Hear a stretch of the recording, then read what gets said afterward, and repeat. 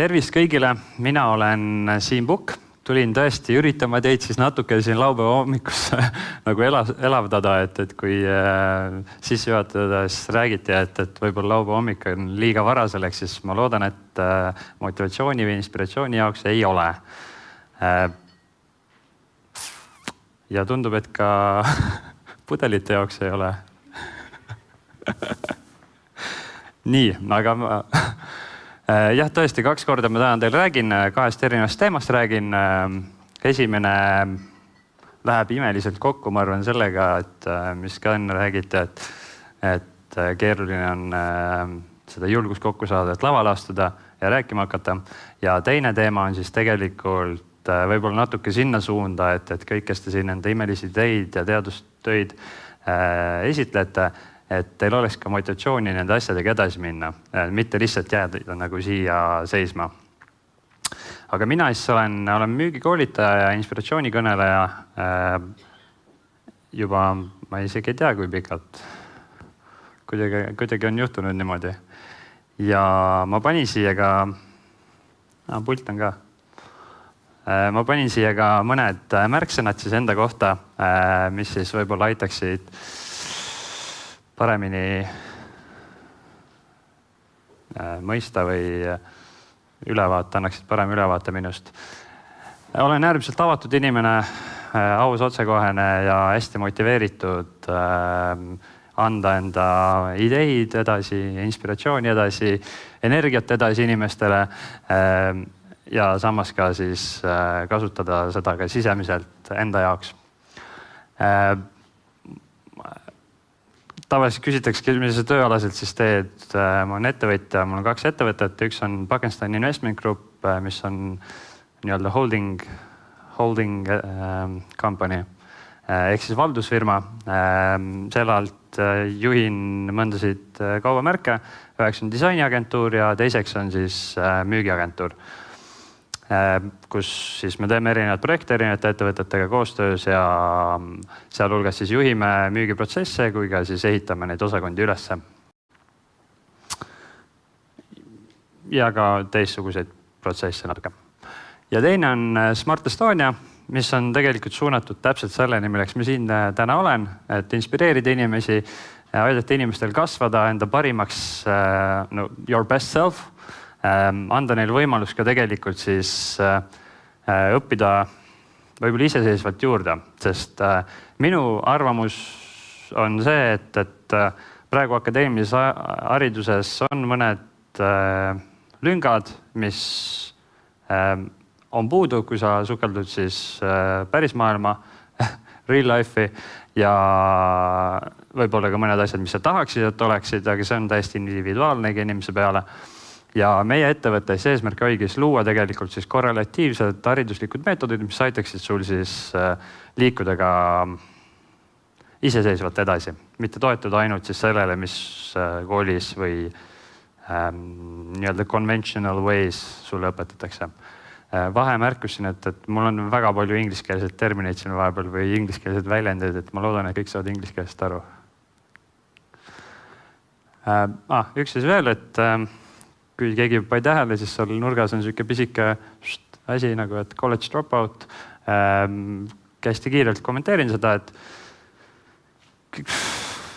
ühesõnaga olin enda lähisuguvõsas ainuke, kes ülikooli läks ja üsna kiiresti tulin sealt ära ka. ei olnud päris see, mida ma teha tahtsin, aga samas väärtust ma sain sealt meeletult ja isegi kui ma tegelikult lõpetasin ametlikult õppimise, siis ma käisin ülikoolis kohal ikkagi loengutes, mis mind huvitasid ja erinevates nagu õppemeetodites ka nagu praktikumid ja nii edasi. Millest see osa presentatsioonist räägib, ongi tegelikult siis see hirm ja selle ületamine ja mugavustsoon ja sellest nagu välja astumine. Ma kiirelt korra küsin, et me alustasime vist 30-steks, et siis umbes peaks olema täistunnini. Selges, ma tean arvestada. Ja olen see pannud ka ühe väikse mõttetera, et laevad on tõesti kõige turvalisem on laevadel olla sadamas, aga see ei ole ju tegelikult see, milleks laevad ehitatud on. Et vahepeal lihtsalt peabki minema sellest turvalisest tsoonist natuke kaugemale, tegema midagi sellist, mis viib sindki edasi, viib sind võib-olla uute sadamateni. Avalik esinemine. Andke märku, kes on juba täna esinenud.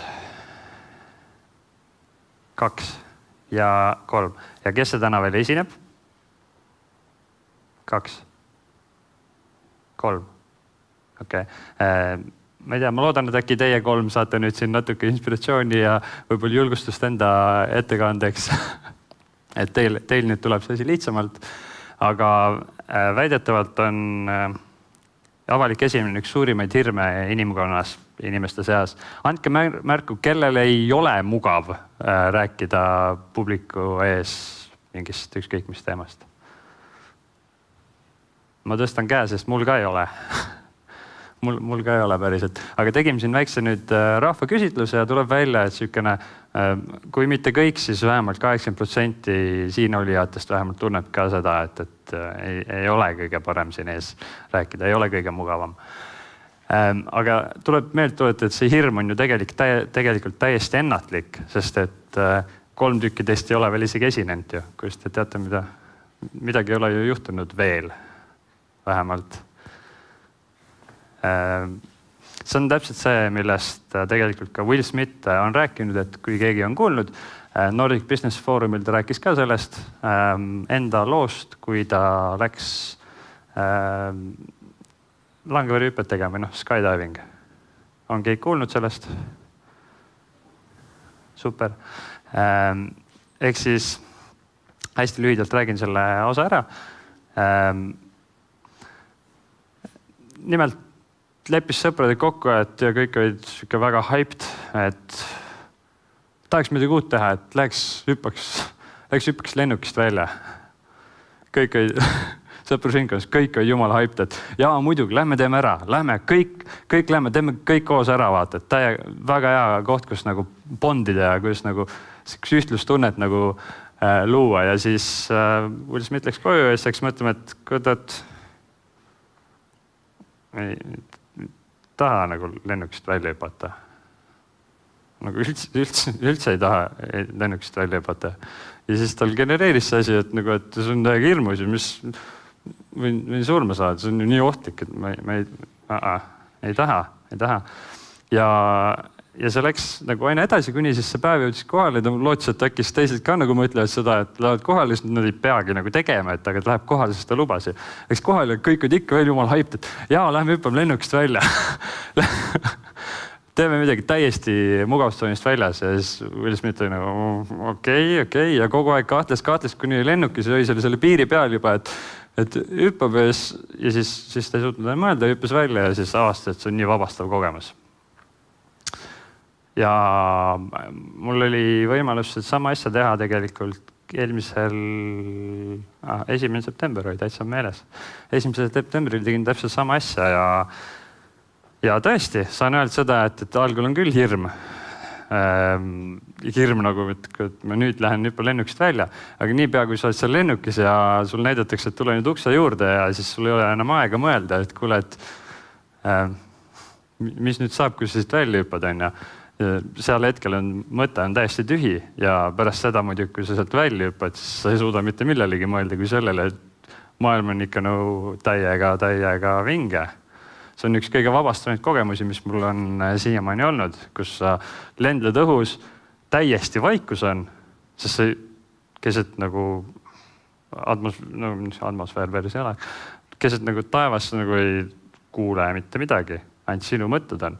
Minu ainuke emotsiooni, ma hakkasin täiesti kõris karjum, nagu, et nii mõnus on, nii äge on siin olla nagu. Ja nagu ma tahan veel minna.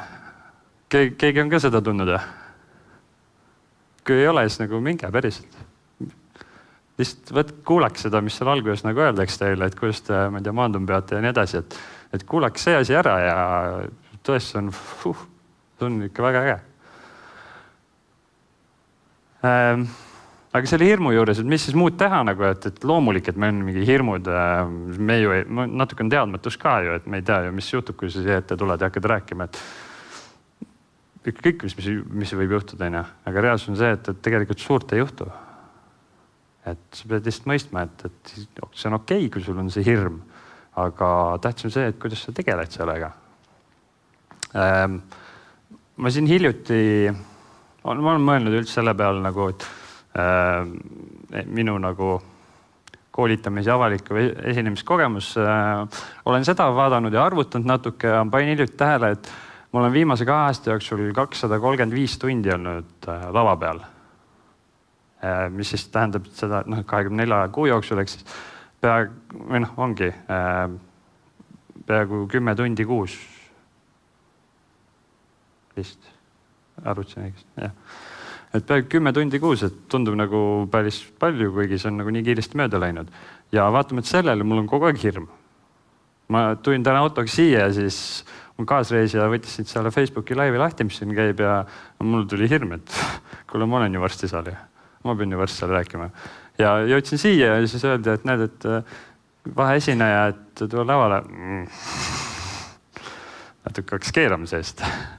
Aga näed, nüüd olen siin ja täitsa ei pane tähele, mis siin vahepeal nagu toimus. Et see läheb väga kiiresti üle, kui sa teadvustad endale, et tegelikult not that much. Ei ole nagu väga midagi karta. Aga mis siis teha nagu hirmu vastu astumiseks ja üks äge asi, mida nagu mulle meeldib meeletult teha ongi, et surprise your fear, doubt with action. Et lihtsalt nagu go for it nagu. Ära hakka nagu pikalt mõtlema ja mul on 2 mõtet, mida teiega jagada. Üks on selline meetod nagu 5 sekundi reegel. See kehtib ja on väga super asi, mida kasutades üks lühiajalise interactioni juures, et näiteks networking võtame. Täna on üritus, kus loodetavasti inimesed tulid ka selle mõttega, et uusi tutvust saada. Kes loodab uusi tutvust saada? Tšau. Pärast tutvume. Et loodetavasti teised ka, aga networking üldse ei asi, et võõra inimesed kontakti minna eestlase on nagu natuke nagu avaliku esinemisegagi. Et kõigepealt ei tundu nagu kõige lihtsam asi, mida teha, aga väga lahe ja lihtne meetod on 5 sekundi reegel ja see ei ole see toiduga seotud värk. See ei ole. See on teistpidi hoopis. Et kui tuleb see mõte, et okei, et see on äge inimene, tahaks temaga rääkida ja siis tuleb see nagu need järelkaja mõtted nagu, et aga mis siis, kui tema ei taha muga rääkida või mis siis, kui tal on mingid muud asjad plaanis ja äkki tabab kellegi teisega rääkida, mis siis, kui ma ei oska temaga midagi rääkida. Ma ei tea, mis siin veel võib olla. Siis kasut sellist asja, et loe tagurpidi 5-1, siis et tuleb see mõte, et okei, tahaks temaga rääkida, hakkavad teised mõtted toimus, stopp, 5, 4, 3, 2, 1 ja lähed, räägid. Miks see nii hästi toimib, on see, et me ei ole harjunud lugema 5-1-ni. 1-5 lebo, aga 5-1, see võivad natuke nagu mõttetööd ka, vähemalt alguses. Et sa pead teadlikult hakkama nüüd tagurpidi ette lugema. Ja see paneb su mõtte tööle. Ja see võtab ühtlasi ka su mõtte selle pealt ära, et mis võib halvasti minna. Ja kuna sa ütlesid, et sa nüüd ühe peal lähed, siis sa lähedki. Et sul ei tule enam seda mõtet, vaat ei lähe. Ma ikka ei lähe. Et sul ei tule seda mõtet. Sa ikkagi lähed ja tegid ära. Ja see toimib imeliselt. Kes tundis ennast selles olukorras tuttavat, proovige. Ja ilmselt saate ka teistes olukordades seda asja proovida. Ja teine asi on, mis minu lemmikasi üldse, fuck it, let's do it. See on nagu nii super, et mul oli näiteks, millega mul oli niimoodi? Käisin hiljuti jääaugus sujumas esimest korda elus. On kõik käinud? 3, 4? Kuidas jagake kogemust, kuidas see oli? Ei jaga. Kuidas? Okei, seda mina ei oodanud. Aga siit kõlab nagu siin on väga huvitav lugu taga. Aga nüüd, kes vabatahtlikult käis? Keegi jagab äkki kogemust? No oli ootamatu, aga algus oli hullem kui keskpaik. Jah. Tahadki jagada? See on niisugune tunne, et sa tahad jagada. Okei, ei taha. Aga jaa, see on nagu hästi vinge, aga minul oli see nagu hirm oli kõigepealt see, et kui mulle öeldi, et kuule, et tule pühapäev meiega ujuma. Nagu spaasse või? Ei, jää auku nagu Pirital. Ma ei tea, miks me kella vaatasin. -8 on ja. Oli mu esimene mõte nagu, et külm on ja. Mis asja? Ja siis ma hakkasin mõtlema ja siis tuli mingi hirm tuli ja hakkas nagu genereeris, siis ma olin nagu, fuck it, lihtsalt tulid nagu. Ja siis läksin ja jumala äge oli. Läks veel. Küll aga ma ei näe, et see oleks mul mingi jõhker hobi, aga läks tõesti veel nagu. Läks mõnus oli. Eriti pärast esimest korda, kui see nagu šokk on üle läinud, mis sa mõtlesid ilmselt. Et kui see šokk on üle läinud, et pärast seda on juba lõõgastav.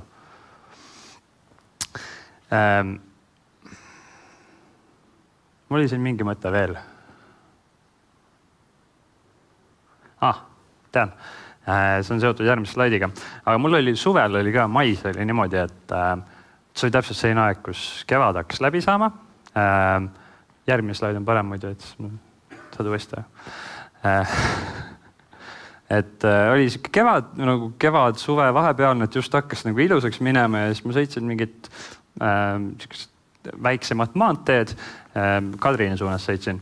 Ja siis sõidan ja vaatan, et issand, kui ilus põld on lihtsalt täiesti roheline, nagu paks murukiht oleks seal, nagu nii pehme tundus. Ja siis sõidan ja mõtlen sellest, et keegi kõrval rääkis midagi. Ja siis mõtlen sellele ja siis ma mõtlen, tahaks sealt pikutada. Aga miks ma ei tee seda? Siis ma panin päris järsult pidurid nagu plokki, et kõrval ikkagi nagu ehmus ära. Ja siis võtsin turvavöö ära, võtsin turvavöö ära ja jooksin otsus veel mitte midagi ütlemata. Läksin muru peale ja hüppasin pikali lihtsalt. Hüppasin pikali. Ja sellest oli üks parimaid fotosessioone, mis mul olnud on. Täiesti spontaanselt, mitte kuskilt nagu. Ja tõesti nagu meeletult ilus oli. Ja nii hea tunne oli ja nagu sel hetkel ma tundsingi nagu, et vabadus, mõnus on olla, et elus ei ole mitte midagi muret tekitavat.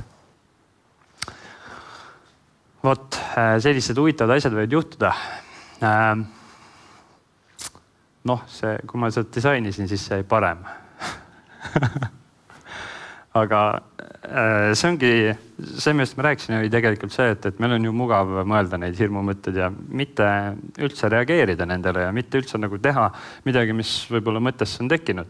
Aga oluliselt keerulisem on minna sellele vastu nagu oma conventional way'le ja minna ja tehagi midagi sellist, mis sa varem teinud nagu ei ole.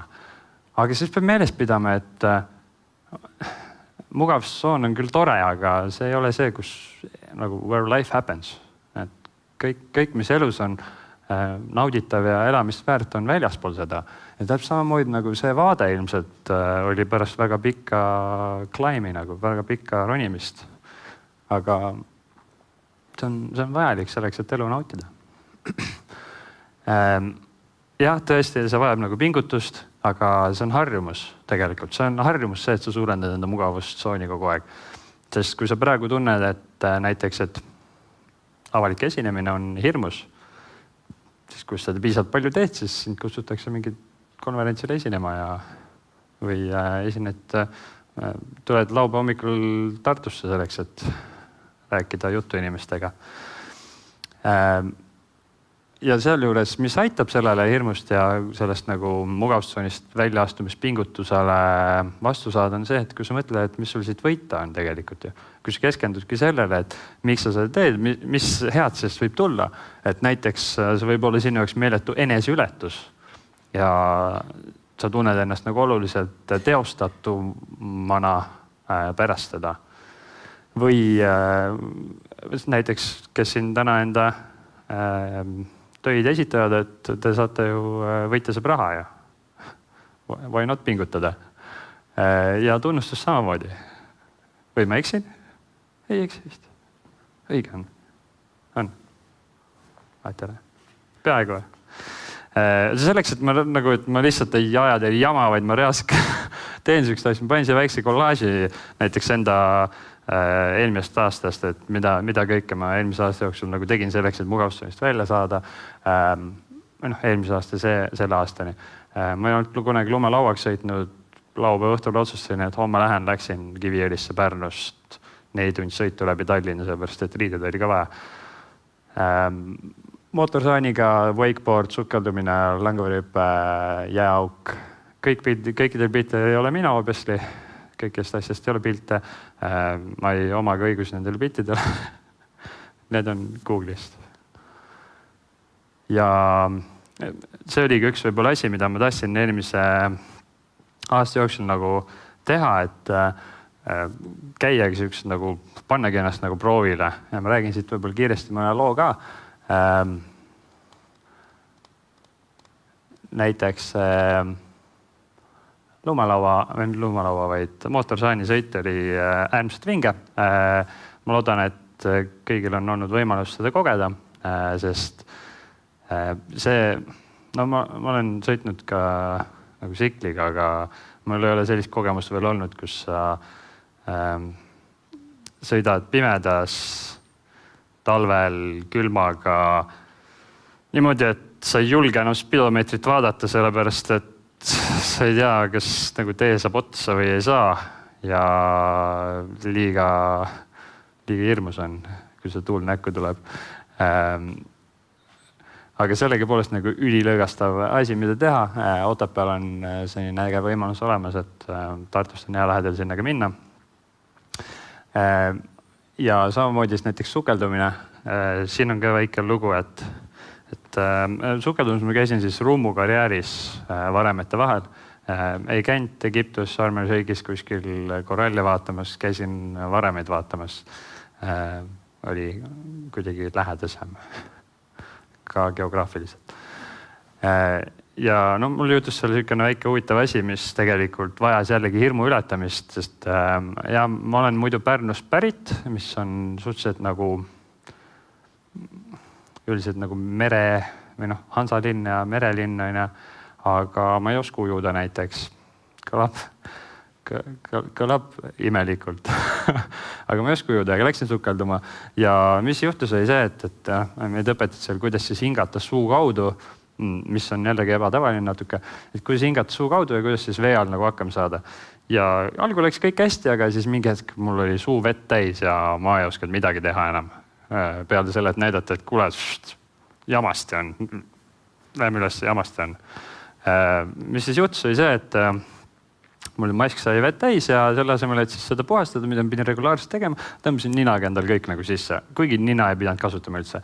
Ja mul oli tunne, et nüüd on kõik nüüd on jamasti vaata. Ma ei oska ujuda ka ja upun ära see vaata. Õnneks läks kõik paremini, jõudsime sinna ja tuli väike paanik-jaanika peale. Instruktori sõnad.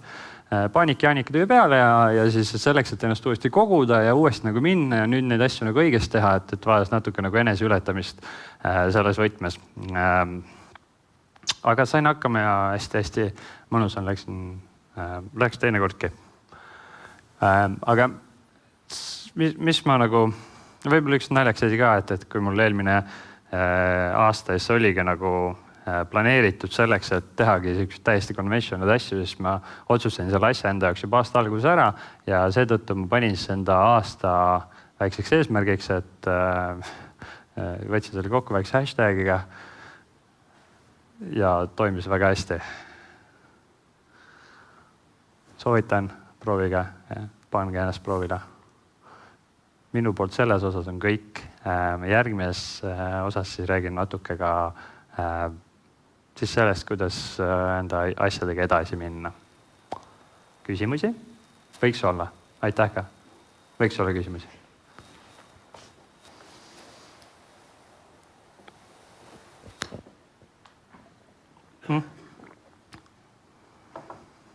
Aitäh. Et need paljud kogemused, millest sa rääkisid, on just sellised, kus sa otseselt paned oma elu ju riski, et kui sa sõidad seal mootorsaaniga mingil suurel kiirusel või või noh, valesti hingad mingit vett sisse, et kas sa ei arva, et need on just need olukorrad, kus peaks natukene mõtlema enne, kui tegutsema?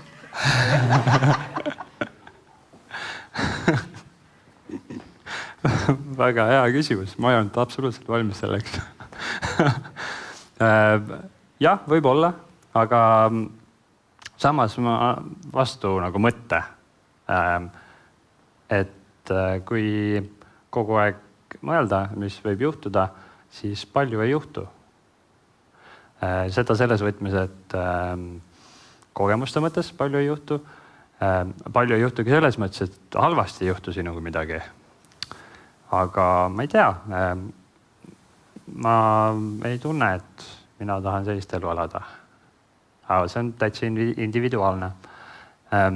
Mulle meeldib just see, et kui palju juhtub ja kui midagi ei juhtu, siis tuleb panna juhtuma. Ja ma arvan, et niimoodi nagu pannakse.